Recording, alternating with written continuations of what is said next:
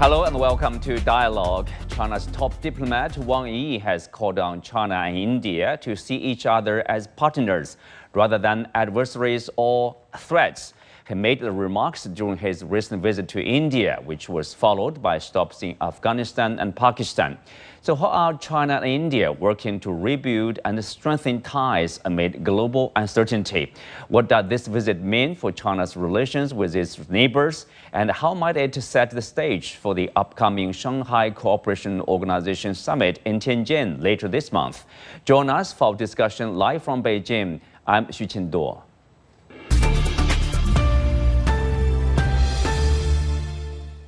Joining me today are Professor Faiz Zaland from Kabul University, Aravind Yelery, Associate Professor at the Center for East Asian Studies of Jawaharlal Nehru University. He is also the Honorary Fellow at the Institute of Chinese Studies in New Delhi, and Wang Jin, Associate Professor at Northwest University of China. Welcome to the program. Well, let's start with Professor Zaland. If you take a look at the ties between China and the neighboring countries, especially countries, let's say, Afghanistan, Pakistan, and India. So what's your take from, Foreign Minister Wang Yi's recent visit? Thank you. Thanks for having me. I think China is playing a paramount important and significant role in the regional diplomacy. Wang Yi's recent visits to China, to India, Afghanistan, and Pakistan, I think, breaks all those frozen clouds of the recent diplomatic problems which the region were facing, especially non-cooperation in the region, having instability, having problems in economic development and integration. China's recent diplomacy can open new era, new opportunities it can create for regional prosperity and development. Mm-hmm. Well, Professor Zaland, if you look at the Chinese foreign policy, being always stressing the concept of development, but at the same time, we do face, challenges like security challenges, border issues, sometimes terror issue. In what way do you think the countries are working together to deal with those challenges? I think the most important Chinese projects like CPAC and BRI can be vital in bringing together the regional players and regional countries. Diplomacy such has been the trilateral meeting between Pakistan, Afghanistan, and China, and then the bilateral meeting between China and India can be very significant in bringing together not only the security challenges to be solved, but other impediments and barriers which the region faces. Mm-hmm. Wang Jin, welcome to the show. Here, of course, many reports have highlighted the progress or the visit by Wang Yi to New Delhi. Tell us your understanding, your interpretation of this visit. Against what background we're having this visit, and what's it for, and how much progress we're seeing. Well, actually, this is a very important visit because we know, let's be frank, during the past years, several rounds of conflicts over the border management erupted between China and India, while neither India nor China wants the conflict erupted or wants the conflict be further escalated. So against this backdrop, China and India hopes to manage the crisis and hope that the bilateral relations could be further normalized and maintain positive. Against this backdrop, Wang Yi's visit, on the one hand, further strengthen the confidence of the bilateral relations over each other, and on the other hand, we cannot forget that the upcoming the SCO, Shanghai Cooperation Organization summit, would be held in Tianjin. That would be also a very important summit. and joined also by Indian Prime Minister. So that's why, against this backdrop, it is highly necessary for the two countries, particularly the diplomatic channels, to communicate with each other, to try to communicate with what kind of the mechanism, what kind of dialogue contents, and what kind of the framework that would be the important foundation for the future bilateral relations. And meanwhile, we cannot forget also that there were some regional as well as international affairs or issues that co-shared the concerns by the two countries. China and India. For example, the international, the tariff imposed by United States, or maybe the regional issues such as the regional so-called extremism or regional turbulence of the neighboring countries. So against this backdrop, it is highly necessary for China and India to share our views, to manage the possible crisis, and also to enhance the further consensus over each other, to find the common shared solutions to maintain the positive progress of the bilateral relations. Well, that's true. That's you were talking about the border clash, especially since 2020, the Galvin Valley. But last year, the leaders of China and India, President Xi Jinping and Prime Minister Modi, they met in Kazan last October. We are seeing, both sides taking solid steps to improve or to normalize their ties. For example, China has allowed Indian pilgrims to visit key sites in Xizang, and the Indian side has resumed visa services for Chinese tourists. And during Wang Yi's latest visit, the two countries also agreed to reopen trade through 3 border points. So is it fair to say that the relationship between China and India now moving in a more positive and cooperative direction? Yes, I think, of course, that means that the bilateral relations between India and China now is moving towards a positive direction, as you mentioned. We cannot forget that there are still some kind of the negative factors. For example, the trust between the different societies.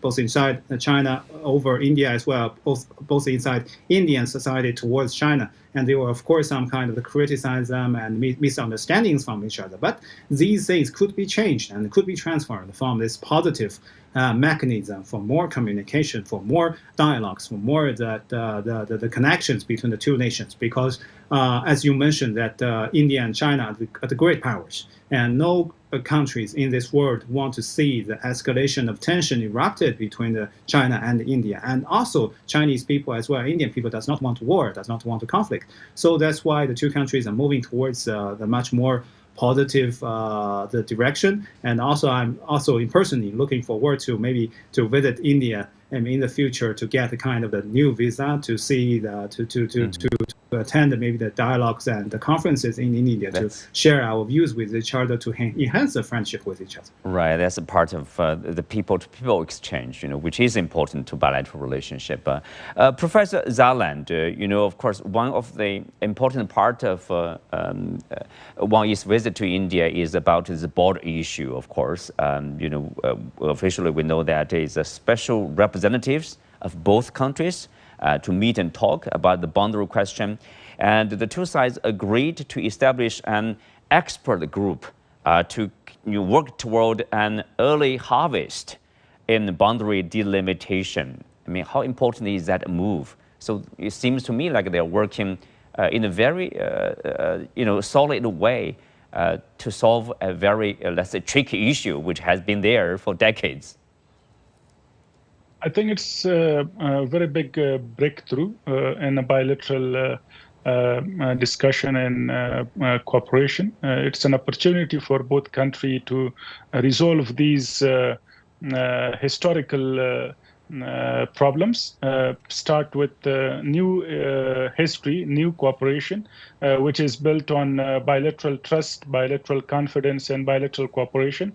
Both huge countries, economically and also politically, they are very important for the region. Their cooperation, their bilateral economic and political cooperation can directly affect the region and can bring stability, progress, and prosperity, not only to India and China more, but to Afghanistan, Pakistan, and the regional players. Well, Wang Jin, it's said that both countries will talk to each other, the eastern section, the middle section, in addition to the western section, and the Indian side will come again to China next year, 2026, to talk about the western part of this border issue there. What are the challenges? Are you confident we can work out, as like an early harvest in boundary delimitation? Well, if we are talking about this kind of... Wang Jin, please, yeah, thank you. If we're talking about the border issues totally, completely be perfectly resolved, I don't think I'm very optimistic, because we're talking about very complicating political as well, the border control issues. So it's very hard to end all these kind of the divisions within a very short term. But if we are talking about kind of the management mechanism that could be possibly be established between China and India to prevent further escalation of the border crisis, to control or to manage the possible coming back of the tension in this region, maybe I'm a little bit positive, or much more positive about this outcome, because as you mentioned, that border issues for any country, it is the most controversial issues in the modern world. So border issues are most easily to be led to the war, total war between different countries. So if the two countries have no direct communication channel, if the two bordering countries, they do not have the very solid mechanism for the border crisis management, it would be easily to be turned this kind of the crisis into the border war. So when the two countries try to start to talk, it means that, okay, maybe they cannot solve all the problem, but if they show the confidence or the willingness to manage the ongoing crisis. So that's why I call it positive. Well, Professor Zaland, of course, there are, in addition to these specific issues to deal with, there are also the idea, of a perception or conception of each other. That's why I think Foreign Minister Wang Yi mentioned that, India and China should view each other as quote-unquote partners rather than adversaries or threats. That's important. That would lay, a framework of if we view each other as partners, then we can work in a constructive way to solve the problems for the benefits of both sides. But if we view each other as, say, not friendly nations, and that creates actually more problems rather than solving the problem. Is that the case? That's true. I think both countries, they have a very professional, very highly expert diplomats. They both pursue big dreams, big goals in the region and also in world order. Both countries are very important for the new world order, especially for Asia to prosper more. Their cooperation, their bilateral understanding of solving such adversaries and problems to be solved through diplomacy, through communication, through bilateral cooperation, I think it can enhance more regional stability. It will bring more business and economy to the region and also to both countries. Their economy has already been prospering by bilateral cooperation. As I've been noticing that the export and import ratio of both countries are huge. They are bigger than anyone in the region, which is very important for opening and benefiting from such dialogue and such opportunities. Professor Yelery, as we said, during the meeting with Wang Yi, the Prime Minister Modi said, stressed the need to view bilateral relations from long-term perspective, stating that India-China cooperation is essential for realizing an Asian century, and that cooperation between the two will benefit global development and humanity. How do you look at this, long-term big vision? I think both sides agree with each other. The relationship is very important for both nations and also for the world. We can't afford to have, somehow a relationship to be defined by the, border issue or a single issue or single problem there. We should look at the big picture. Do you think that's the overriding understanding of the relationship here? I think yes. I think largely that has been the underlying positions of both the countries and both the leaders here. Recently, Foreign Minister Wang Yi's visit has been really incredible. That is a stepping stone. Largely, the context of the Indo-China relations should be broader. The optics should be a lot broader than just minimalistic and deductive approach. That helps to build a long-term relationship. As you said correctly. India and China, despite being ups and downs in the relationship, have been trading.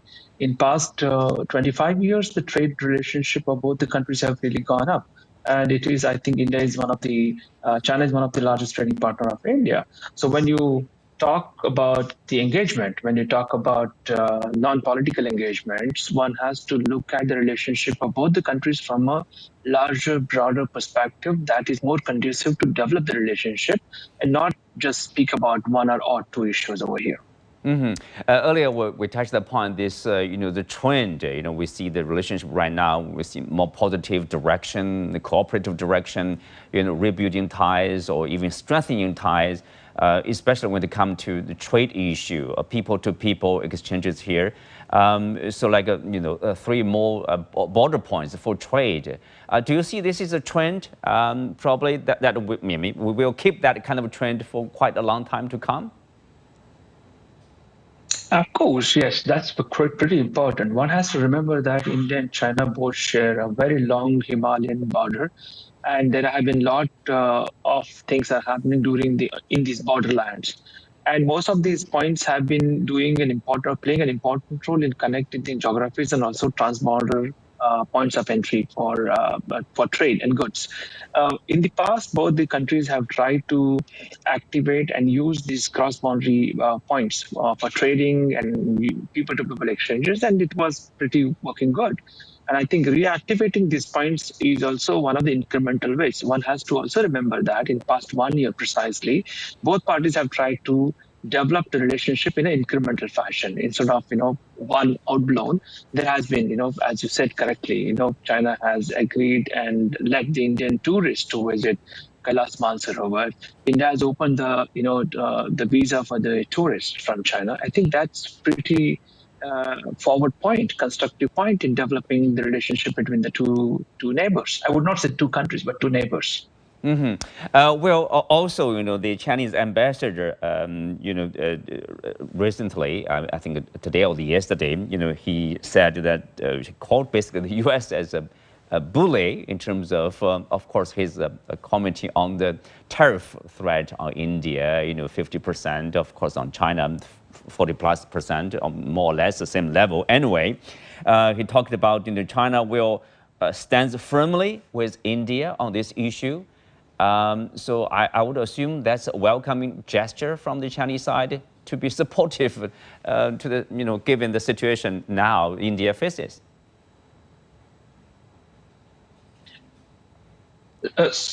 So I think most important thing is actually China, U.S. calls it one of the richest, one of the developed country, but the act of tariffs brings down brings out the biggest country, richer country could be immature also. Because it is neglecting the fact on the drop that China has been fastest growing economy, Asian economy. In the present context, India is also emerging. India is also one of the fastest growing economies. Both these economies are in Asia, and they're in top 5. China is number 2. India is coming number 4. So I think the U.S. Act is neglecting the fact on the ground that India and China hold an important position in the global economy, global multilateralism. So his statements definitely sounds out what India also feels about the U.S. U.S. feels vulnerable. U.S. feels insecure, and maybe that is why it is trying to push away these two countries from the larger global political economy.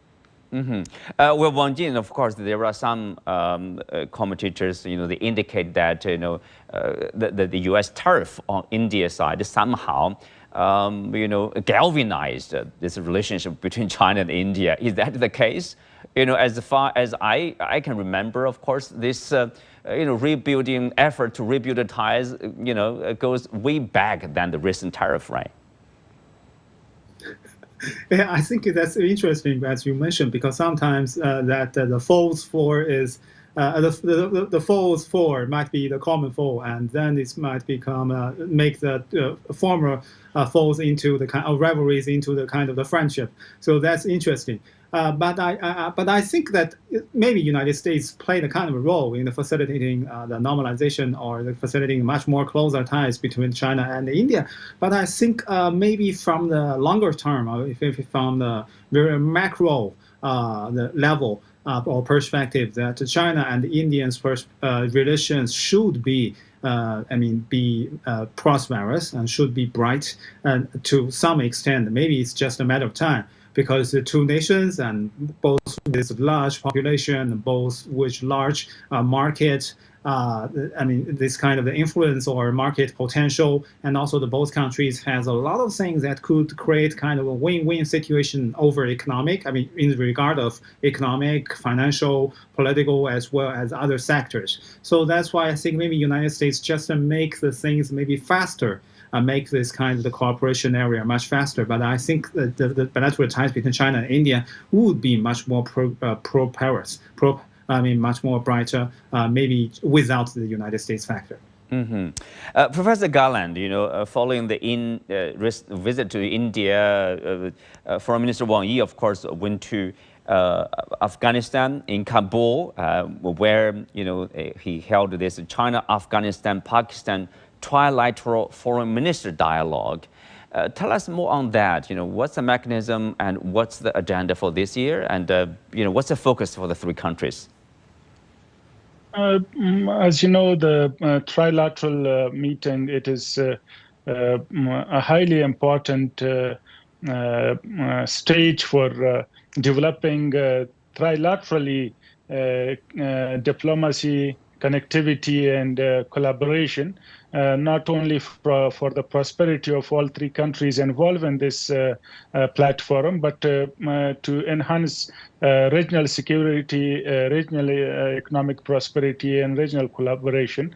In the recent meeting, for sure, security was one of the main concerns to be discussed, but CPEC involvement or bringing Afghanistan into the CPEC, having in Afghanistan more investment, not only in the mining sector, but also in infrastructure, bringing together Pakistan and Afghanistan on one page where they can collaborate on their adversaries, which recently Pakistan has been claiming with their insecurity inside to be somehow proxied from Afghanistan. And from Afghanistan side also the same concerns have been shared. So China is trying to bridge both countries, bring both countries to a same page, to a collaborative manner where they can compete on economic prosperity rather on adversaries.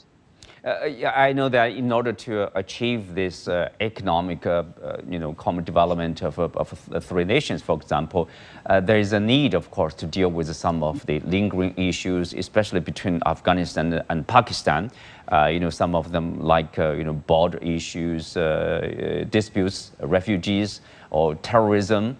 Where are we now on those issues between Pakistan and Afghanistan, Professor Zaland? There is, yes, with these recent trilateral meetings, developments have been perceived, border management SOPs have been applied, more collaboration have been enhanced. It's still a way to achieve the most important goal of both countries living in full collaboration on the border. But as you know, we share a very long border, a very porous border, a very mountainous terrain, which is very difficult, especially for Afghanistan, to secure with lacking resources, lacking management and capacity, lacking intelligentsia and surveillance capacities. So with this trilateral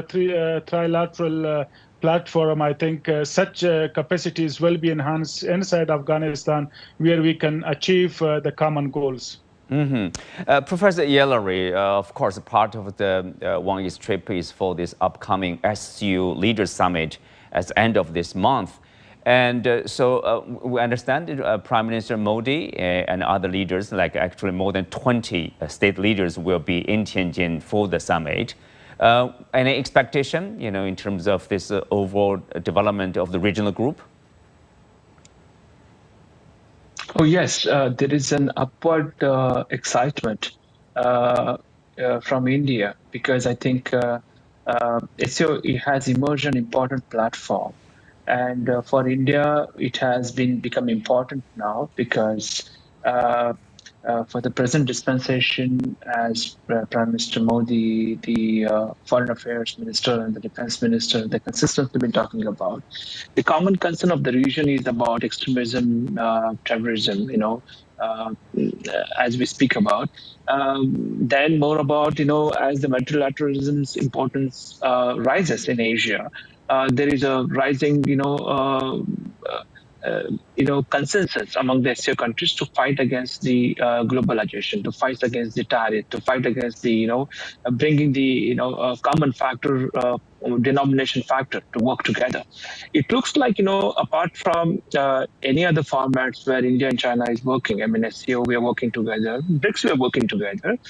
There is a rising consensus between the two leadership and the two countries to fight against this, exclusivism. We have been excluded by the richer countries or the Western countries. So SCO comes at a point when US is levying, duties and tariffs to most of its partners. There is no friend now with the US.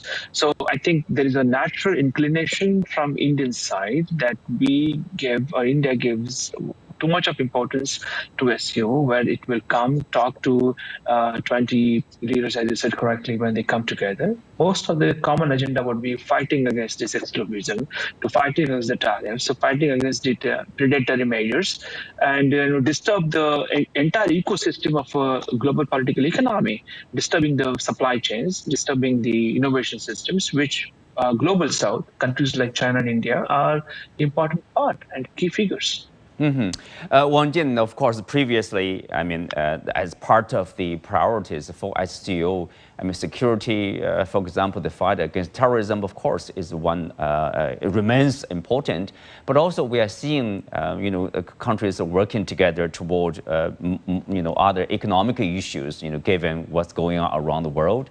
You need to probably reduce your reliance on, like a U.S. market, for example, or U.S. dollar, for example, given the abuse of the dollar position, sanctions or punitive tariffs, etc. You need to develop your economy. To be economically strong, that's important for any country, especially for SCO members here. Your expectation of that kind of cooperation, India, China, Pakistan, Russia, Iran, even other like Arab nations, several of them, of course.